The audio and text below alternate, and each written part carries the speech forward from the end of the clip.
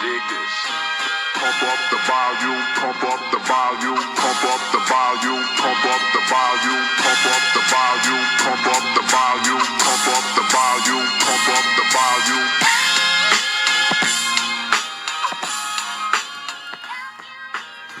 What's up, guys? Big guest coming on today. Big guest coming on today. Super stoked. We got Ian motherfucking Edwards is coming on the podcast. Ian is he's a comedian he's out in LA. He's been on Joe Rogan. He's written for Comedy Central, been on Fox, Punk'd, The Boondocks. The list goes on. But I am so excited. I'm going to resume this podcast whenever he calls in, and we'll get right into it, man. I'm so excited. I'm so happy that this is going on, by the way, the podcast. I just get to talk to cool ass people all the time. But like I said, I will resume once he calls in, man. All right, yeah. So here we go. I got Ian Edwards on the podcast today, and I am so excited. What is going on, man? I'm good, man. How are you? I'm good. What, you're in California right now? Yes, it's a normal Sunday in California, 2 p.m., just woke up. 2 p.m., just woke up. Damn, it is. I'm in Cleveland over here, and it is. Hear about it. Gray skies, cold weather, and rain. That's about it. I don't know if have you been to Cleveland? 0-16. Oh my god. Oh, and 0-16. You're right. Thanks for that one. I can't take credit for it. Did you watch the UFC last night? Nah, I missed it. I was just catching up. I saw the highlights of the fight, though. Gotcha. Yeah, our guy proved everybody wrong. That felt good. Oh yeah, it's a Cleveland fireman, right? Yeah, man. That's he's great, dude. He's a really cool guy too, because he's so like down with the community, and if you see him in the streets, he'll stop, talk to you, take a picture with you. He's just a good dude. So seeing him finally get a little bit of respect feels it's nice, you know. Yeah, man. I did like a little bit of an intro before you came on, talking about how you've been on Joe Rogan. You do stuff with Death Squad, Mark Maron, Joey Diaz. I mean, the list goes on. You're one of those absolute killers in stand-up comedy. And yeah, no problem. I heard that shit. What's up? I wish I could have heard that. Sounds great. Yeah. Dude, other than comedy though, you're a big writer for shows, right? Yeah, right. Do you get like people that come up to you ever and they talk about liking a certain show that you wrote on but don't know that you wrote on it? Normally they'll know I write on it, and they'll come up and like, yeah. I've had people come up to me and not like shows that I wrote on and trap it. They trap you? They trash the show. Oh, I thought you said they trap. They don't know that I wrote on it. Oh, so they come up. I get what you're saying. Because they're going to jump in and trash the show with them. Yeah. That's got to not be too nice. Yeah, on that.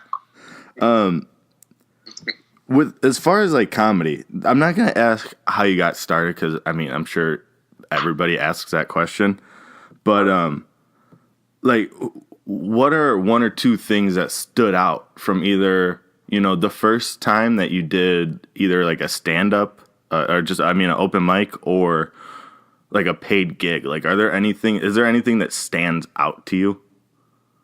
Well, I mean, I'm just thinking about it. Like, when I started, before I ever did my first set, I was like, oh, I'm going to do comedy. Once I decided I was going to do comedy, it happened in an instant. I was like, oh, I'm going to do comedy. Started going to open mics. Oh, wow. Just to watch. Okay. And then the night when I got on stage, it's funny. Like I just committed to it before I even tried it once. I was like, oh, that's what I'm gonna do.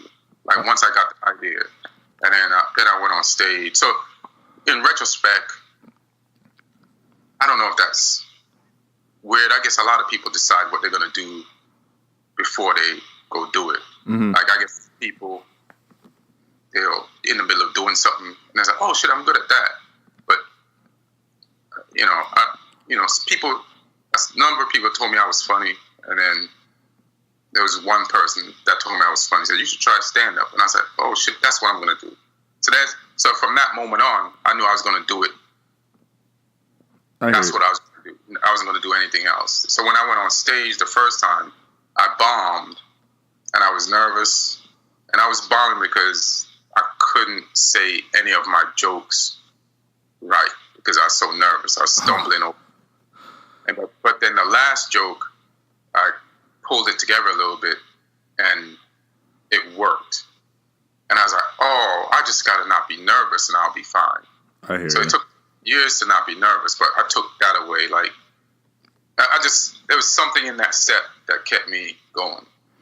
I get what you're saying. Is there anybody, like in particular that you look up to in stand-up? Yeah, there's a lot of funny people out there. There's Bill Burr, there's Patrice O'Neal, there was Richard Pryor, there was, Eddie Murphy when he was doing stand-up, Martin when he was at his peak, and there's just so many names.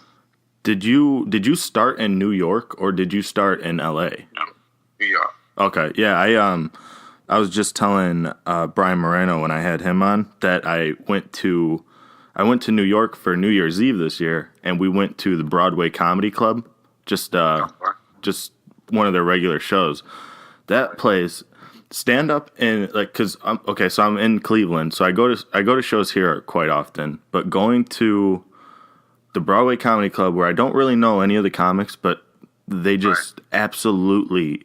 It's so different, like that type of comedy versus the stuff that I'm so used to seeing. It was really, really cool. It was interesting too. Like, I don't know, it just a total different vibe, Like how? Explain that. So like I seen, Brennan Schaub, Joe Rogan, Steve-O, and like those guys are kind of working out, like their hour. So they're, 50 to an hour long show, and then going to that Broadway Comedy Club, you're seeing 6 people that are just absolute monsters, and they just go up there and they kill it for 20 minutes each. And it was just like I had a couple of them roasting me because we were sitting in like the front row, and I never had that before either. And it was just like, oh, okay, that's what this is. This is like seeing those guys up there was just like, oh, it's a little bit different than just them working on a special, because that's all I kind of have ever seen.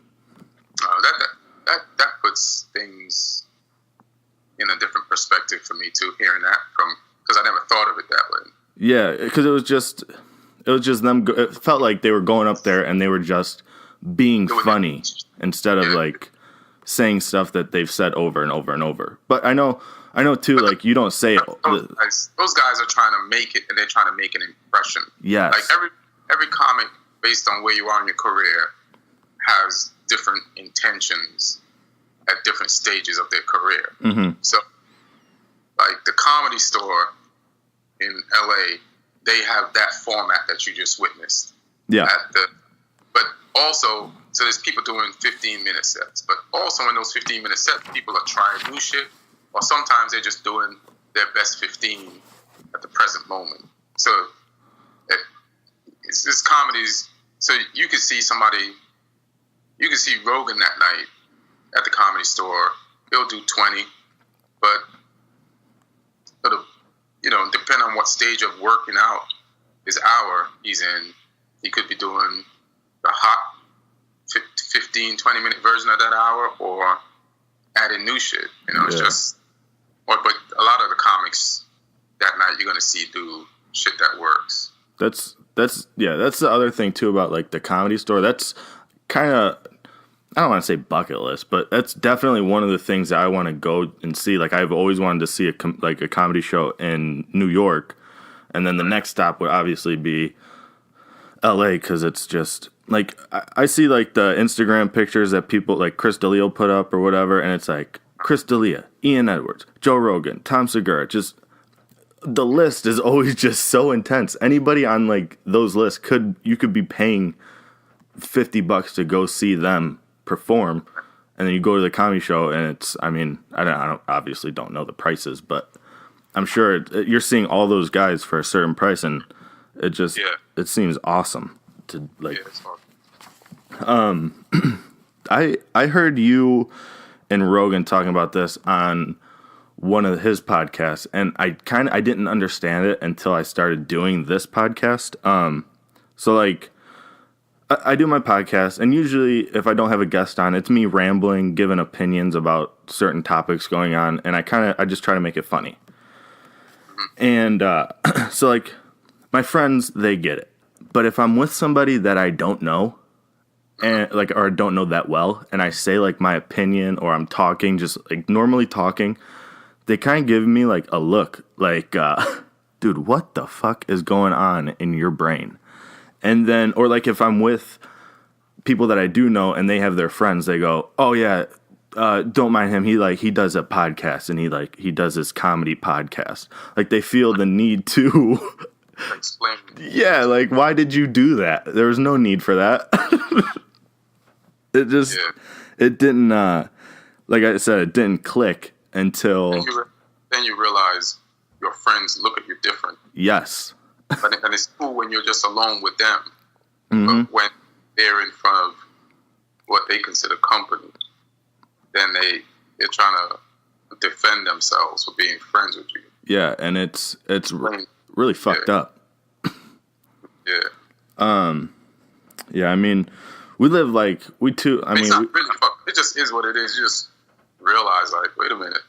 Yeah, that's true. Oh, that's who you are, you know? But we too, it's like we live in this weird time where literally everyone likes to get offended by everything that everybody says. So that's another thing too that I like to joke about it, just because it's so bizarre to me that's how it is. But like when you're writing jokes, you don't really take that into account, do you? I asked Brian that. I do. Oh, you do? I was because I like watch your bits online. Then I look for a loophole. Okay. Where I can say what I want to say, and then I protect it by logic. Yeah, like if you want to challenge me on this, or if you want to say I'm offending you, there's, I guard it so you can't. You might want to, you might feel a certain way.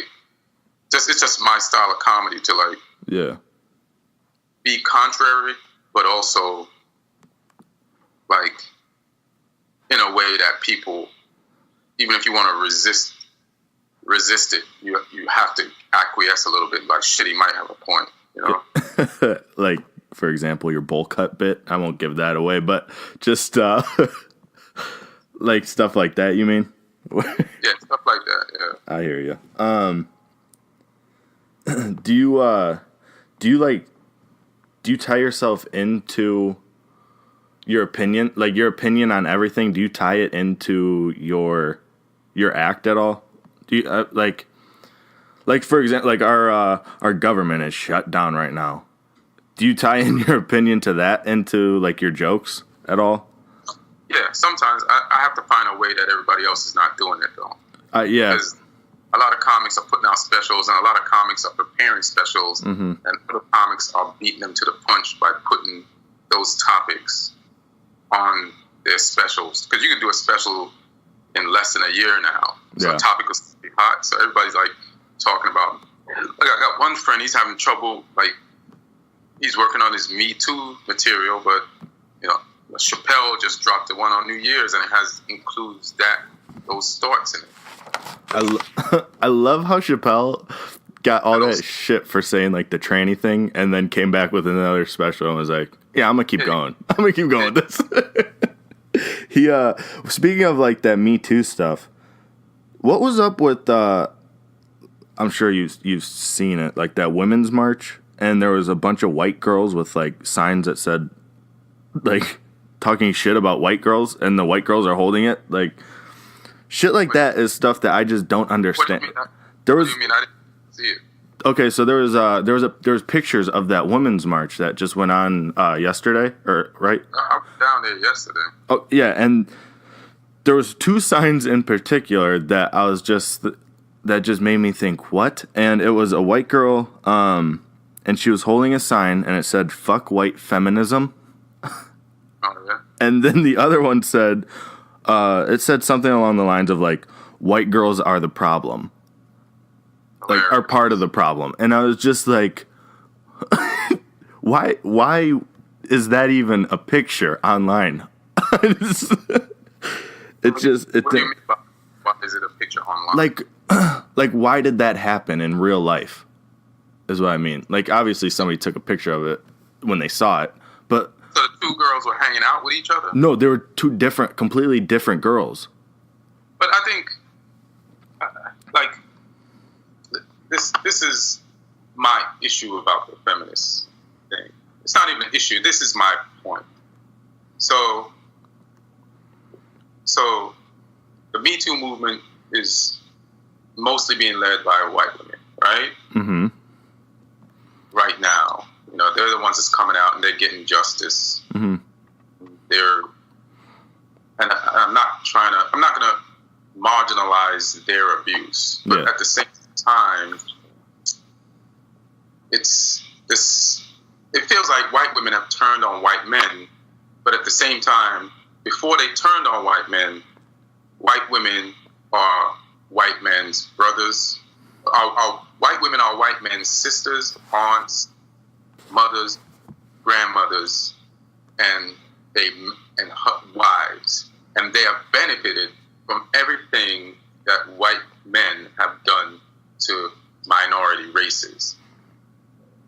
And so for them to turn, so they benefited the most, and they turned on white men, and instantly they get justice, and then minorities still haven't gotten it.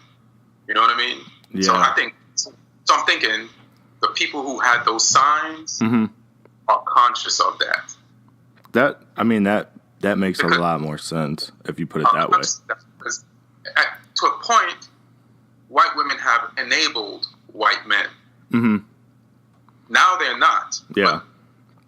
But even though there's the ones that fought for their rights, there are still the ones that enabled white men and encouraged them and reaped benefits, and didn't stop them sooner.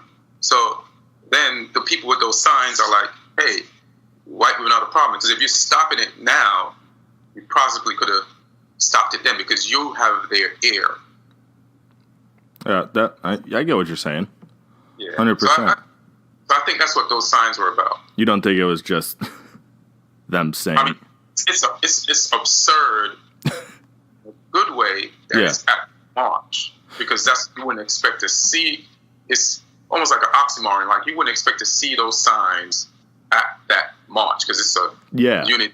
But also, hey, if you want to be better, you have to acknowledge that you have it's just like any 12-step program. You're alcoholic. Shit, I'm an alcoholic. Now I'm going to be not going to be an alcoholic. First I have to admit it, and then now I can be better. So if people see that sign, maybe they look inside themselves, and they're like, right, all right, now I can start fixing it. So those signs are not bad signs. You just think it was like they were just doing it to raise the awareness, you mean? Yeah.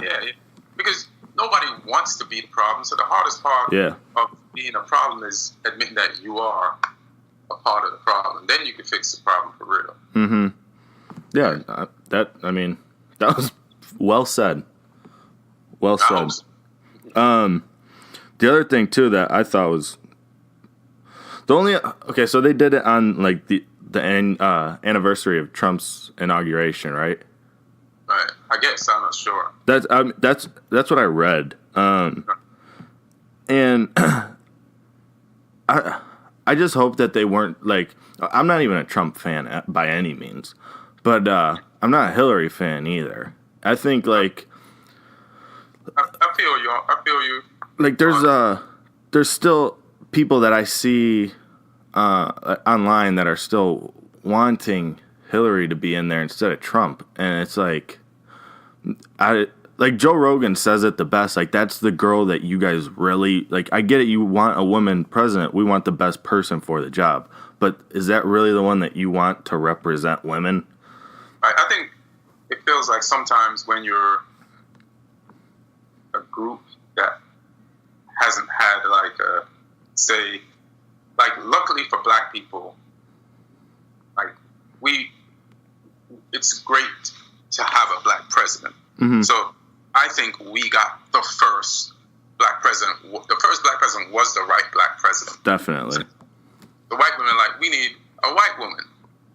And it's but I don't think she was the best white woman. No. If she's and I'm saying this because I don't think she was the best woman. And I'm saying this because I know if she's the best woman to represent women, then women are in trouble. Yeah. I know there's better women than that. Yeah. And you want the best one. so that when you look at her, even the people who are against her look at her, they'll be like, yeah, we got to give it up. Yeah. She is better than... So you don't just want a token one. You want the best one. And Hillary, her history, she wasn't the best one. Even in... Listen, she cheated Bernie. I don't want my president to cheat. I'm a soccer fan, right? Yeah. Yep. I'm watching my soccer team play. I don't know if you know anything about soccer, but players dive sometimes to get penalties. Oh yeah, I've seen it. I don't want my team to win on a dive. It's tainted to me. Yeah. I want you to beat that team. Square. Or if you dive and we win the World Cup, in my mind, I'm like, you're in the same position as before when you didn't have a female president. Mm-hmm. If she won, right? Yeah. It would be in the back of your mind as a woman, she cheated. And is she really, you know what I'm saying? Yeah. So you want somebody that played it straight and got in, and then you could always be like, you have the confidence of that. Yeah. Really, I'm going to be honest, the only time I really watch soccer is during the World Cup. And I'm actually a bigger fan of the women's soccer than the men's soccer. And I remember the USA, I think, were they playing Japan? Was that one of the World Cups? Like the recent ones? Yeah, I forget where the women played the last one. I forgot. I usually watch the Women Olympics soccer, and I usually watch Women World Cup soccer. But the whole thing was that I don't know if it was Japan or if it was a different I think it was Japan, but she did that fake dive where she was acting like she was hurt. They took her off on a stretcher, and then she just popped up and ran back. And I was like, this motherfucker. That was kind of one of my first experiences watching soccer and then that's what I get was like, this chick just totally played it out that she was out, and man, it was crazy. Is that, I meant to ask you, is that soccer, the Soccer Comics podcast that you do, is that all on soccer, or is it, is it more than that and you touch on soccer? Say that again? It's all soccer. It's all soccer? Yeah, the Soccer Comic brand. It's all soccer. Yeah, because have you ever heard Punch Drunk? Like they're... Yeah, they do sports, right? Yeah, they kind of... It's mainly sports, but they go a little bit off on different stuff, too. I didn't know if that's what yours was or if it was just strictly all... No, we do all soccer. So sometimes I think probably maybe we start going off a little bit. Mm-hmm, yeah. I asked Brian Moreno, and he had a great story. After, I'm always interested with after after you guys do a set and stuff, and you're going, if you meet any fans, is there any interactions with fans that definitely stick out to you that you were just like, that was either too extreme, too weird, or just like, what the fuck?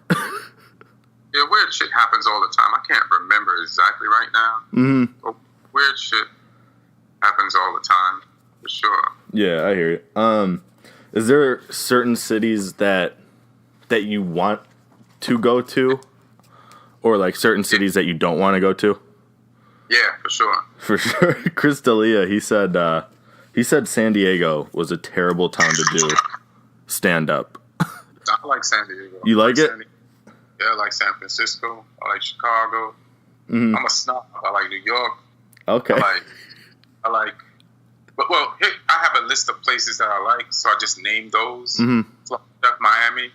But then I've been forced to go to places and then like, oh shit, this place is nice too. Yeah. I like Madison, Wisconsin. You know? Like, last time I was in Cleveland, I gotta be honest, it was depressing. I know. Was it cold? It was just like, it felt like, so I grew up in New York. Mm-hmm. I listened to basketball, watch basketball, football, all my life, you know? Yeah. All my New York life, right? So, and then I used to listen to sports radio all the time, and I used to hear, like, owners of different teams threatening to move. Yeah. Unless the city builds them a stadium. So I was like, fuck them, let them move. Why is tax money got to build these people a stadium? Yeah. And they're already rich. So then I was in Cleveland doing shows for a whole weekend. I forgot the main club in Cleveland. Hilarities? Nah, it's something else, either like an improv or a punchline. Oh, yeah. The improv, the improv's one of the really big ones too. Yes. So it was an improv, and I was like, oh, I'm in the city of Cleveland, but it was just dead. Yeah. It was just dead. Nobody was there. Also where the improv is, there's really only one place that people go to in that area. But I was in the city. Yeah. Do you know what year it was? Nah, it's been a while. But the baseball stadium was there. Mm-hmm. The basketball arena. This is before LeBron left the first time. Oh, so this is a while ago. It's a while ago. And I was like, oh, shit. And then, on the Sunday night show, mm-hmm. Cavs were playing, and there was another event. I don't know I think baseball. I think it was baseball. It would probably be baseball. Or a football game. There was two sports going on. Okay. But it was either baseball and basketball, but it was definitely basketball. It was basketball and football. I can't remember. And the whole city was alive and packed. And I was like, and then bars were open. Like money was just flowing through the whole town. I said, oh, that's why those owners can threaten to leave. Because that's the whole, I've been there all week and the place was empty. But if you have a team, that's when people come into the actual city and use everything and spend money, and this place is vibrant. Mm-hmm. And it's like, hey, I'm gonna leave, or your city's gonna die if I leave. So build me a stadium. Yeah. So that's how. Yeah, I didn't even realize that shit. Yeah, how much power those guys have. Yeah, and why? Yeah, it doesn't. Yeah. I mean, I'm sure you hear this too a lot. Like if you've ever been to a place that kind of wasn't that good, but and you haven't been back, but like Cleveland definitely has done a lot recently, right. Especially like after the Cavs won the championship, the city kind of got like this new, and like with Stipe too, we kind of got this like this little cockiness now too, where we think we're just the best city in the world, even though we're by. And you almost won a World Series. Yeah, exactly. It's like it's super weird how when the sports teams are doing good, the city just seems to pick up a little bit. It's very weird, very strange that people. Like people live or die. Like when I do shows shows around the country, like when you go different places in the world, you realize what people's culture is. Mm-hmm. Yeah. And like when I'm in Harlem, I see Harlem's culture. When I just anywhere, and when you go England, football is the culture. Like, what's the history of the country? It's literally football. Yeah. Like Cleveland, Pittsburgh, all those places, the culture is football. Yeah. It's really football. Like your life is built around that shit. So, or whatever sport. So, if the team is doing good, people are in a good mood. Like when I used to follow the Knicks, like a loss would devastate me. Yeah. That's 8 games in a year. When I used to follow the Giants, a loss would devastate me to the point I said, I have to break up with this team. Yes, that's how I am with the Browns. People hate it when I say that, but I'm like, guys, I'm 24 years old. I've never seen them be good ever. I can't watch them. Yeah. And that's not the first time and came back and got a new set of Browns. They just as bad, even worse. Exactly. So there was a time y'all were good. You just couldn't win the playoffs. Yeah. But yeah, like I said, I've never seen that team, so what's the point of me wanting to root for this team? Yeah, exactly. And that's the thing. It's like, I do shit like that where I'll be like, fuck that. Like, if you're in New York, they're like, you could be only a Yankee or a Mets fan. I'm doing both. Don't tell me what the fuck I can do. Yeah, I'm wearing a Yankee shirt with a Mets hat. Yeah. Well, fuck yourself. Go torture yourself. I'm living this. I'm maximizing this shit. Yeah, I love it. I hate the whole like us versus them. Like anytime like a Cleveland team will be playing another team, I'm like, oh, I actually like that player. They're like, you can't like that player. He's on that team. And I'm like, dude, who cares? He's wearing a different shirt. Like, yeah. So my favorite players never played on my team. Yes, and it is frustrating, but it's like I'm still gonna root for him. Yeah. So you put out that special in 2014. Are you working on another one right now? Yeah. Are you? It's just. What was it? No, go ahead. Oh, I was just gonna say, like, are you gonna try to do like a Netflix, or is there anything like that going on, or? I just want to shoot something this year, like a special, and then whether somebody buys it or not, it's up to that. But I just want to put something in the can so I can put away this material and start. I hear you. Instead. What's your favorite special that's on Netflix right now? I haven't been watching them. Oh, you haven't? Yeah, I don't have the time. Like, I'm writing on a show right now. Okay. And then I was writing some other things and doing stand-up, so I didn't really have the time. Like, I got screeners from all the movies that's coming out for the Oscars. I haven't had time to watch those. And then I'm behind on shows that I was watching. Are you? I watch soccer for my podcast. Yeah. Busy man. Yeah. Are you a fan of Black Mirror? Yeah, but I saw one, but I fell asleep watching that. Oh. I'm behind all of those. Man, that show, maybe one of my favorite shows I've ever seen. It's so intense. By the way, you were talking about that show, The Americans. Where can I find this show at? What? That show, yeah. FX.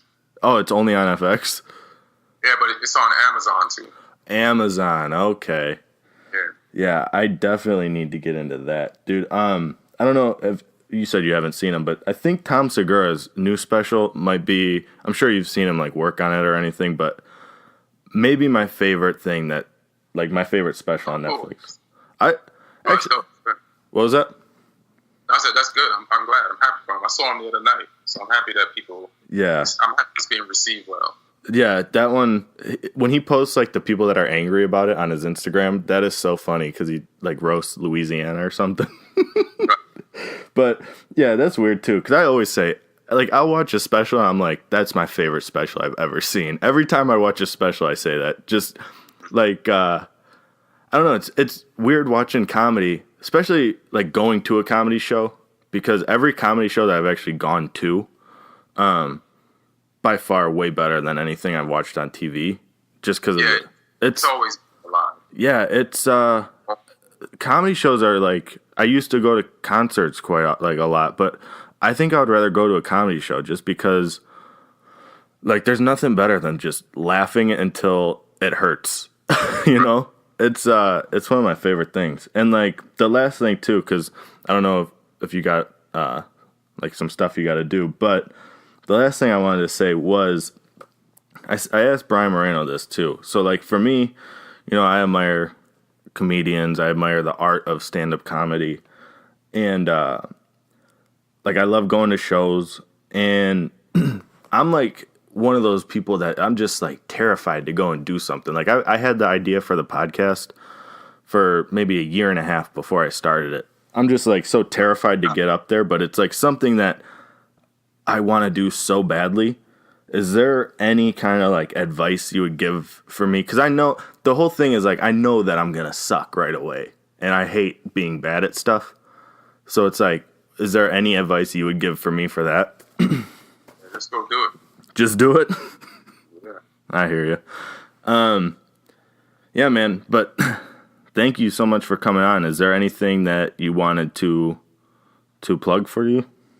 Yeah, the Soccer Comic Rant.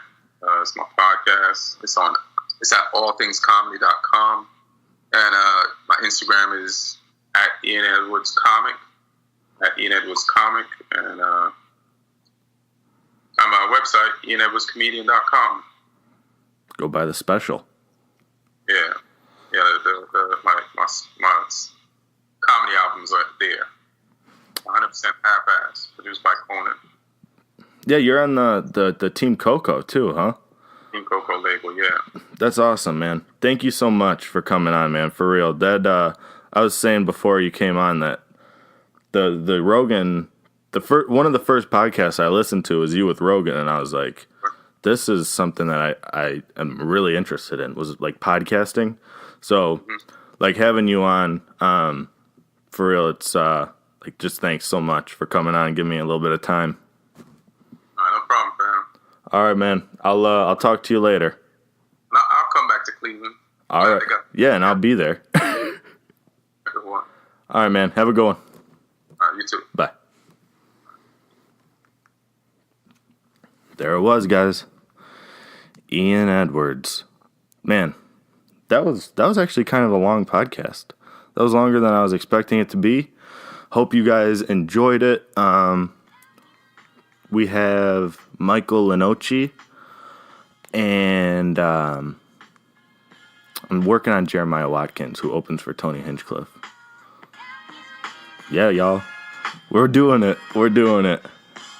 Yo, until next time, guys. Peace.